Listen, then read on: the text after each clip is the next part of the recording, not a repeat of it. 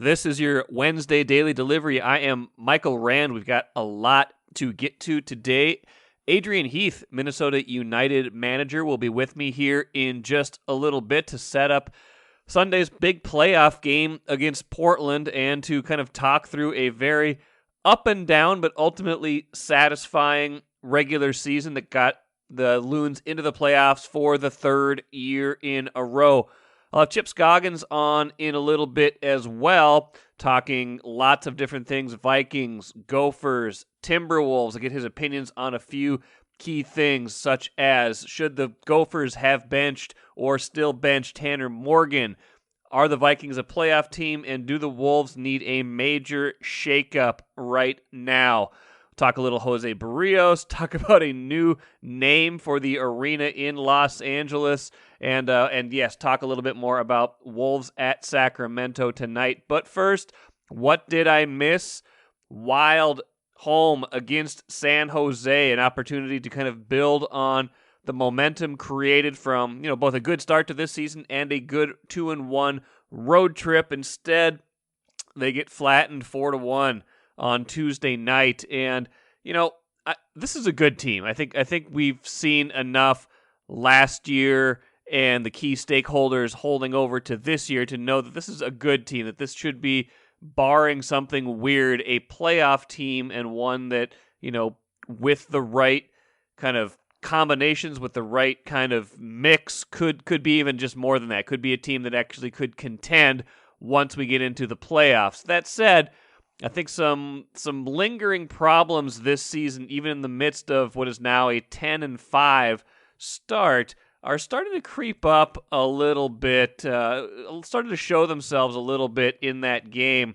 One of them being not enough production from some of their really key offensive guys. I mean, Kirill Kaprizov and Kevin Fiala just not having the types of offensive seasons that you would like them to have so far. I believe they both have 3 goals right now. Kaprizov's got plenty of assists, getting on the board that way, and they're getting contributions from plenty of other guys. Ryan Hartman has 7 goals.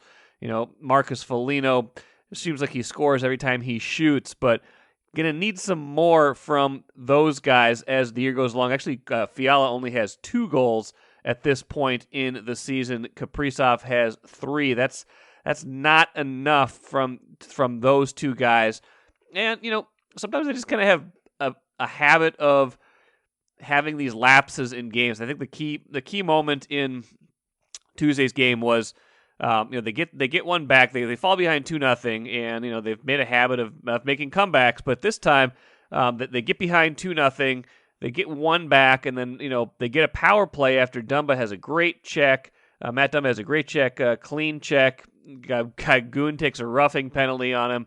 They get a power play, but that gets wiped out right away when Joel Eriksson-Ek takes a tripping call in the offensive zone. And then the ensuing 4-on-4, 2 troubling things happen. One, Kevin Fiala loses his stick in the defensive zone, goes and retrieves it, and not with a whole lot of urgency, behind the net.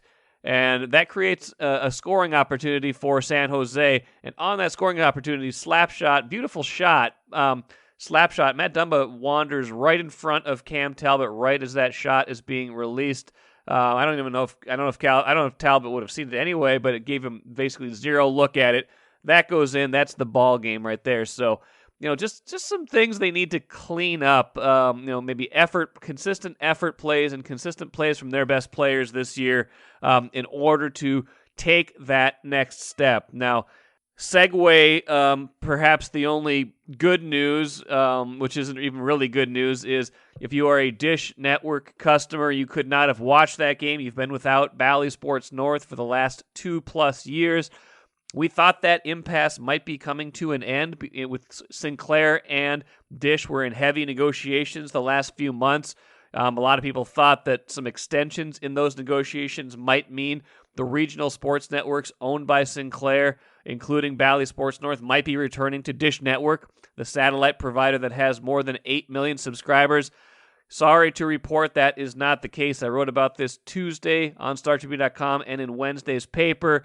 That impasse is remaining. They made a deal but the deal did not include the regional sports networks, and it does not seem like those are ever coming back to Dish Network, at least not in this current contract. So if you have Dish Network, you are out of luck when it comes to watching the Wild, the Wolves, the Twins, anything you want to watch on Bally Sports North.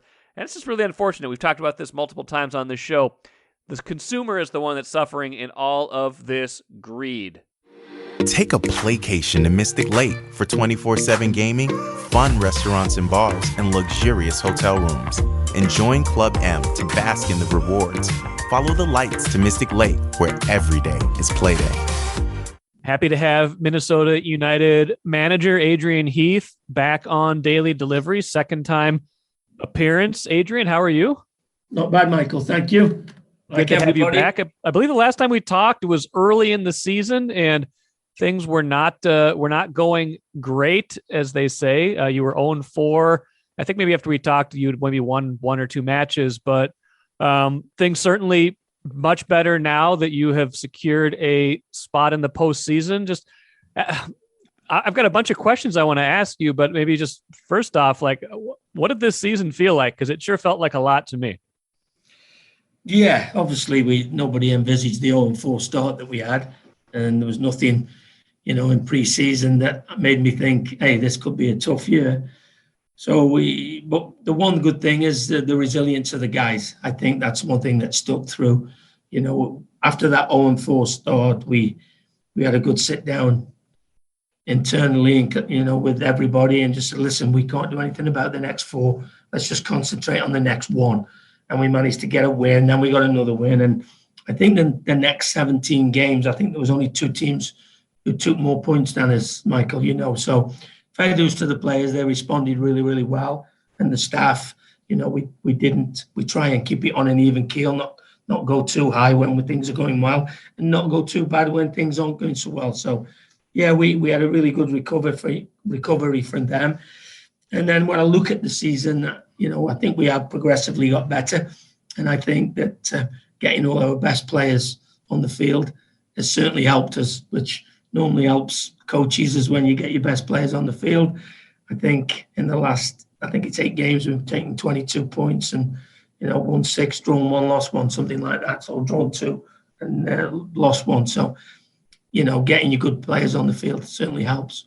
I want to ask you about that in a little bit. It felt like when you do start like that 0-4, and the resilience is certainly important, but it almost feels like every game gets magnified when you have that start. There a certain amount of is there a toll that gets taken when you have to play with a certain amount of urgency for the last 30 games of a 34 game season or whatever it might be?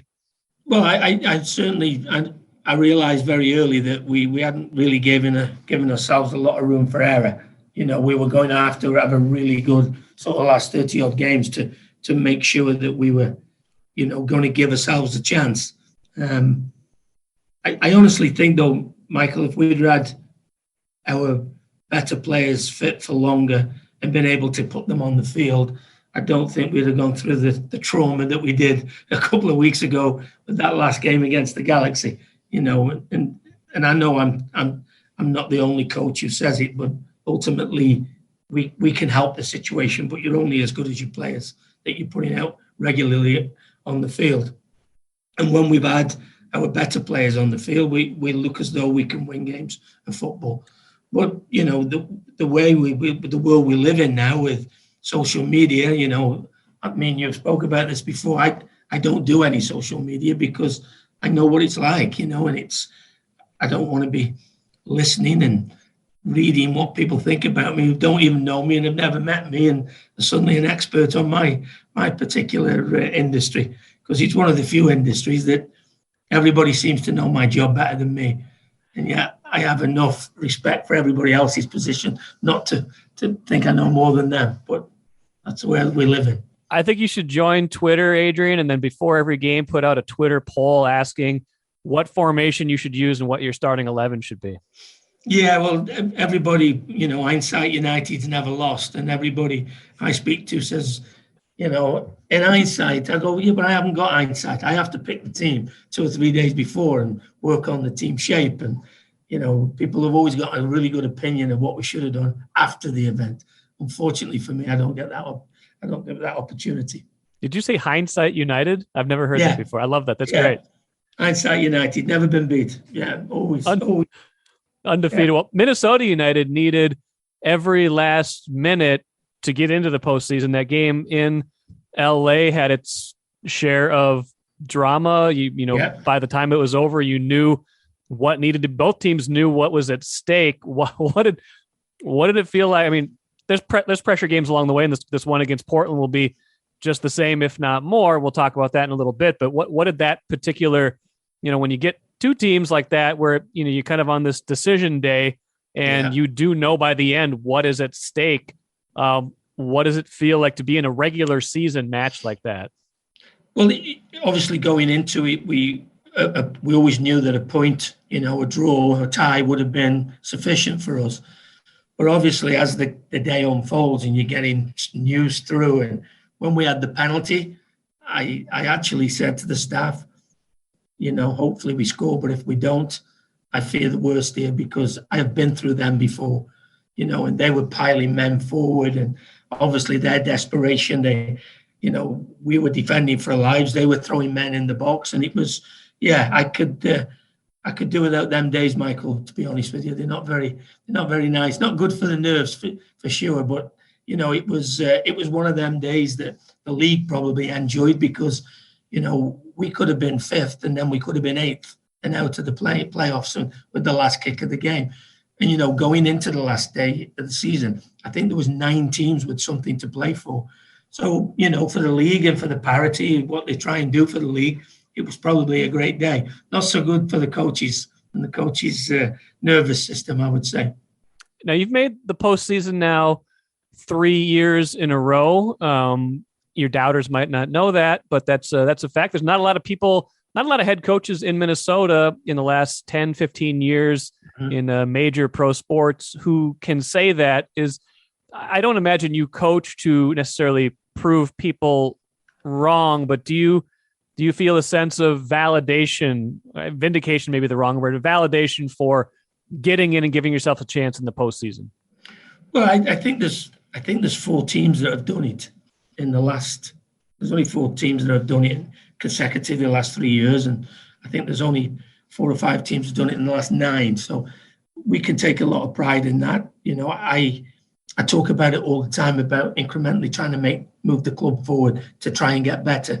And we've had a few challenges this year with what I would class as our game-changing players have all had sustained periods on the sidelines, whether it be Reynoso, whether it be Fragapane, whether it be Robin Lode, and we've missed them.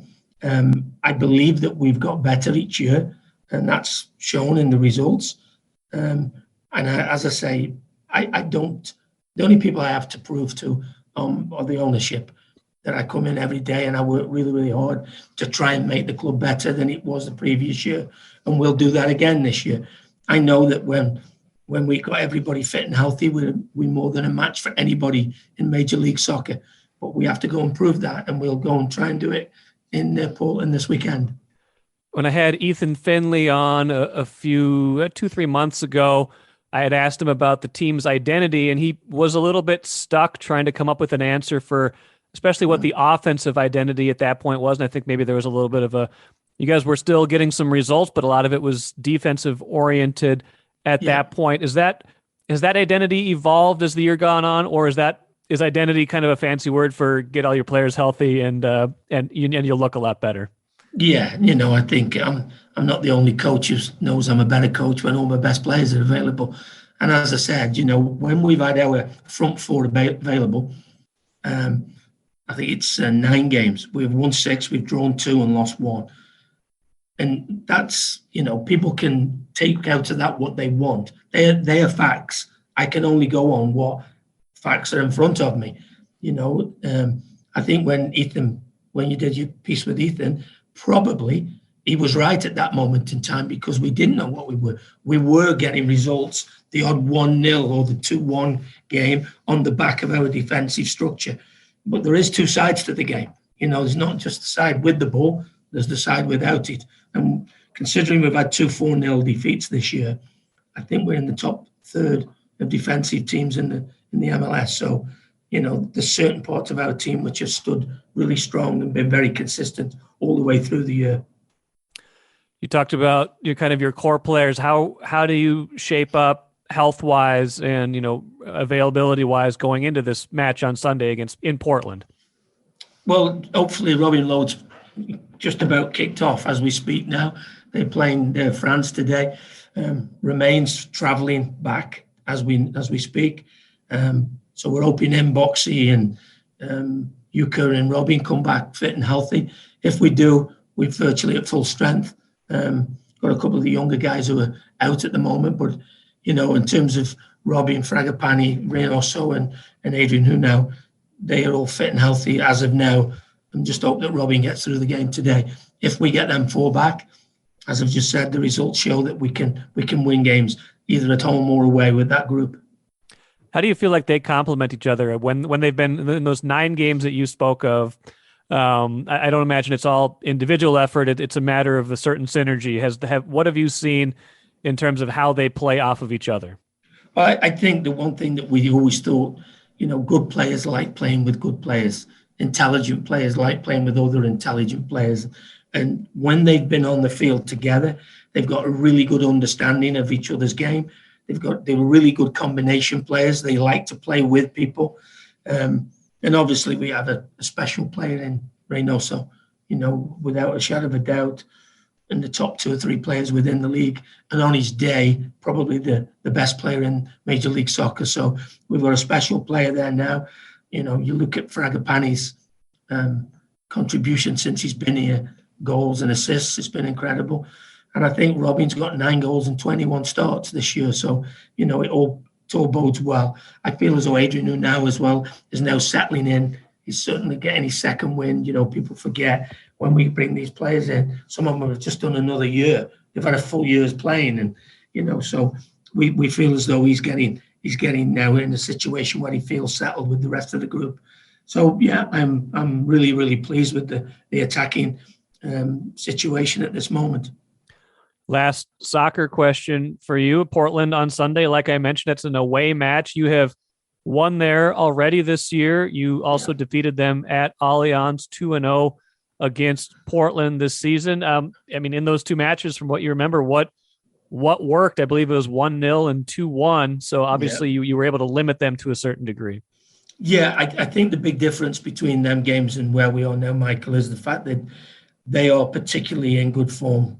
They're a little bit like us because their front 4 have been excellent of late. They have Darwin Espria, plays wide left, big, strong and athletic player.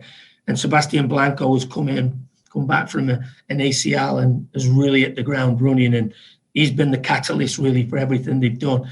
So I think that we've proved that we match up quite well with them. I don't think we've lost to them in the last 4 years. So, we've proved that we can go there and win, which we've done on 2 or 3 occasions.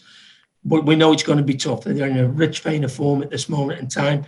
And I think the result will probably come on the outcome of whose front 4 plays better on the day.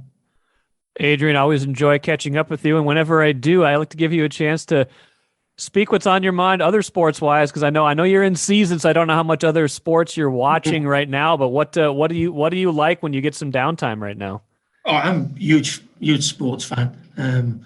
Obviously, I'm a big Texas Longhorns fan, so that's not been great this year. Sorry. Yeah, exactly. We were all optimistic about them when the season started. Texas football is not back. Is that what you're telling me? I thought it was going to be back, but I think there's been sort of little shoots of promise there. So I'll keep my fingers crossed. Obviously, been watching all the NFL stuff, the Vikings, and it looks like the Wild has started really well. They're top of their division. So, that looks like that might be a really interesting year for them. They look as though they've got a really good thing going at the moment.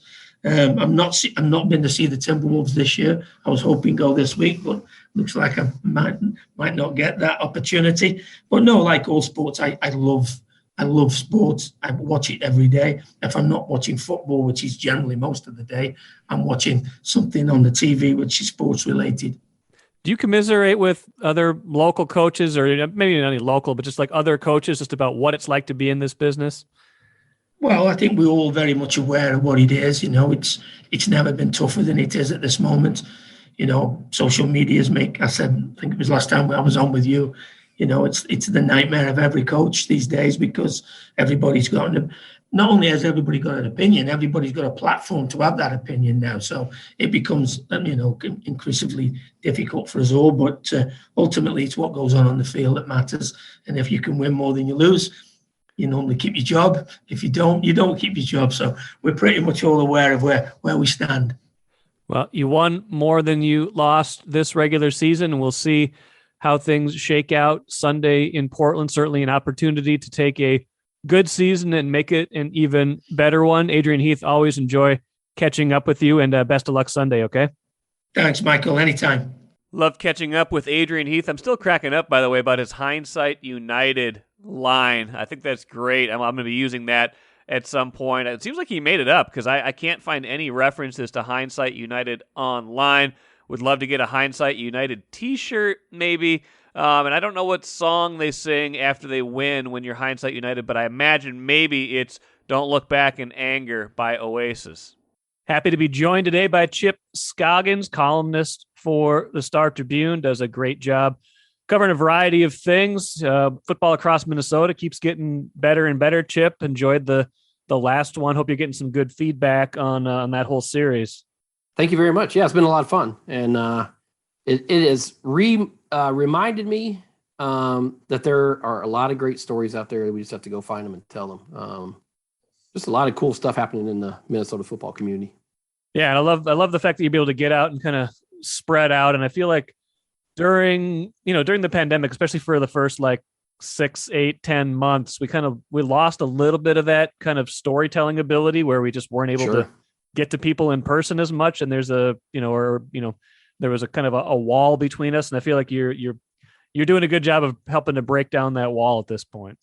Thank you. Yeah. I mean, that was the, obviously there were many challenges with the pandemic, but not having kind of the face-to-face interaction, and not all these things are face-to-face. I would, of course, be straight up about that. But and the thing I have enjoyed about this is, obviously we're going to focus on the Vikings and Gophers primarily. They get them, 99% of the attention probably, but to be able to, get the state's colleges, the NSIC and the MIAC, and all the wonderful stories in high school football, and just all around the state. And, today's column led with Tom Sawyer, the Winona State coach, who's retired after 25 years at the helm there, and he goes out with a win, and just a really cool guy. It's the first time I've had a chance to talk to him.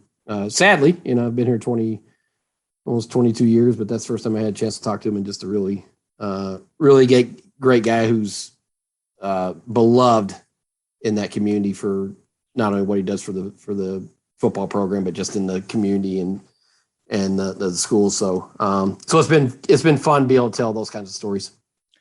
And now that you say that, I feel kind of bad, because I got 3 things I want to talk to you about, and 2 of them are Vikings and Gophers. Yeah, that's right. No, this is it's the nature of the beast, right? Yeah, that's right. Well, let's start with Gophers, because I feel like they're pretty interesting right now. 2 weeks ago, they're sitting at 6-2. You got Illinois up on the schedule. They're 2 touchdown favorite. You're thinking, okay, in a pretty good position here, leading the Big Ten West. And they lose the Illinois game. Obviously, they play much better, but still lose in Iowa, now 4-3. I'm going to play a little game called In or Out with you, and I'm going to start with Tanner Morgan. And I know he's someone you've written about extensively, who you've told his off-field story really, really well. The on-field play this season and even last season, not even close to the standard he set in 2019. There's been at least questions asked about whether he should still be the starter, and PJ Fleck even had to address that on Monday. In or out, Chip, are you still in on Tanner Morgan as the starting quarterback for the Gophers? I will say in, while acknowledging that he's played poorly.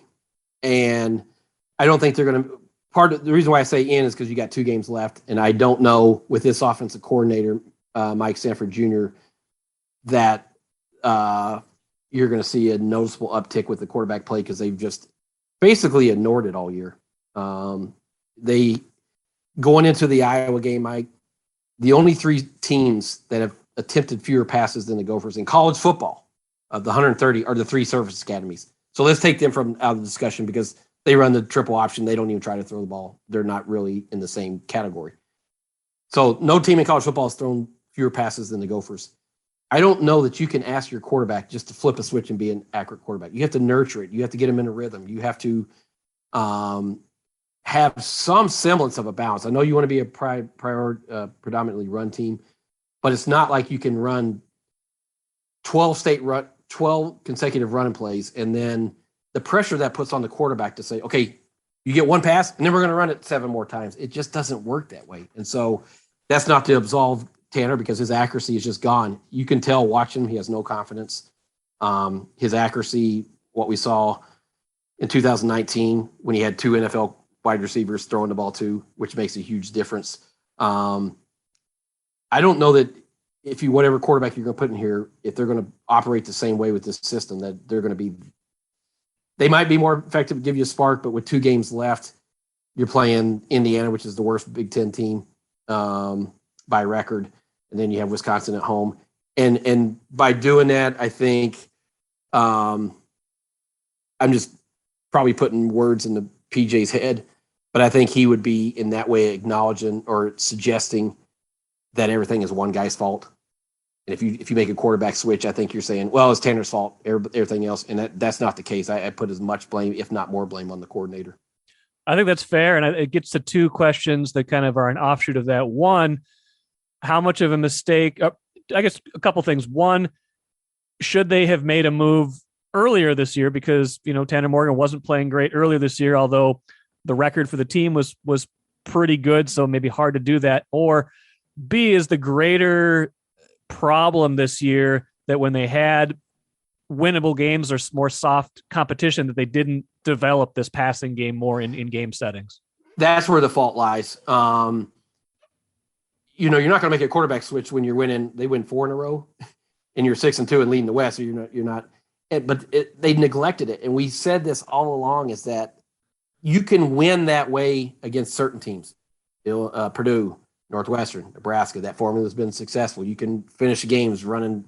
Was it Nebraska where they had 25 straight runs to end the game? And that's great. I mean, if you don't have to pass it, PJ's philosophy is, okay, we'll just keep running it. However, if you neglect the passing game and it's just every so often and sprinkled in a pass here, a pass there, and you're only throwing the ball 16 times, when it comes time when you're going to need that and you're going to need to be efficient in the pass game, if you neglect it, and then all of a sudden, that's what I was saying, is it's not a light switch. It's not like, okay, now be an accurate passer. We know we haven't asked you to do anything all year or very minimal. And now you need to go be an effective passer, and receivers, you need to catch the ball when you're getting maybe 1 pass thrown to you, 2 passes, 3, a game. I don't think it works like that. I've talked to several guys who played college quarterback, and they told me it's like that puts so much stress on the quarterback.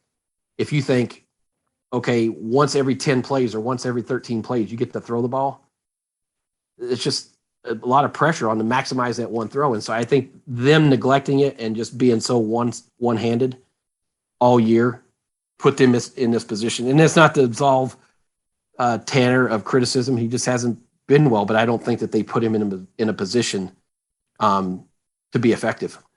That seems like a good segue to the Vikings, who maybe at various points this year have been rightfully accused of being too conservative, not leaning enough on the passing game. I feel like that changed. I feel like they had perhaps maybe their best run-pass balance and their best offense-defense balance in that win over the Chargers. Now, it's just one game, but you kind of you eyeball the NFC, and with that extra playoff game and with nobody really jumping up and claiming that very last spot. I mean, it's Carolina's right now, but the Vikings are only a half game behind that, and they've already beaten Carolina. Chip, in or out, are the Vikings a playoff team this year? I'll say in. I think with having the extra playoff team, increases their chances considerably. When you look at the NFC, like you said, nobody's really jumping up and taking that. And I'm in if they keep the formula that we saw on Sunday. I'm in if they're going to not ignore Justin Jefferson. If you target him 3 times a game, that you're going to lose probably, right? I mean, throw it to your best player. And that game Sunday in LA, their best players were their best players. Jefferson, Dalvin, Cousins, Thielen, Eric Kendricks. I mean, they made, the game-changing plays. And so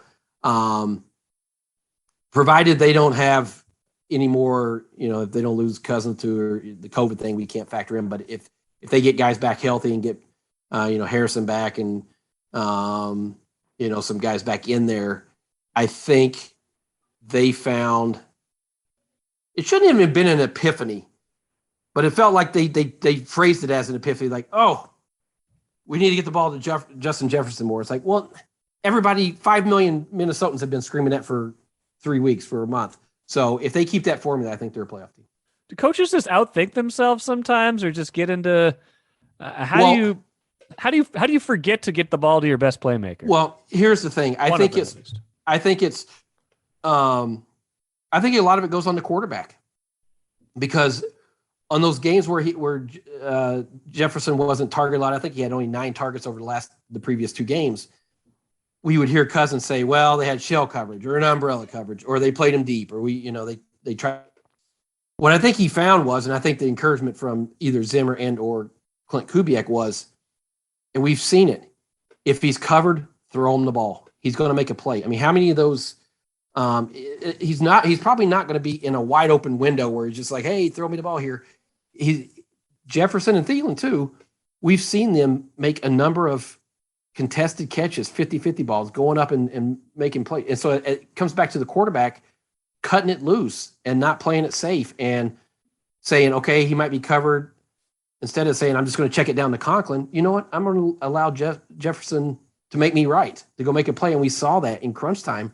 So I think it's scheme. It's reminder that, hey, you got to involve your best players, but it's also, it comes back to the quarterback realizing you can't play it safe all the time. If he's open, you still have to feel like he's going to be able to make it, or if he's covered or a guy's near him, you have to trust that he's going to make the play because he's just a special talent. And I think we saw that. Last one for you, Chip. Got some feelings on this one as well. Timberwolves started the year 3-1.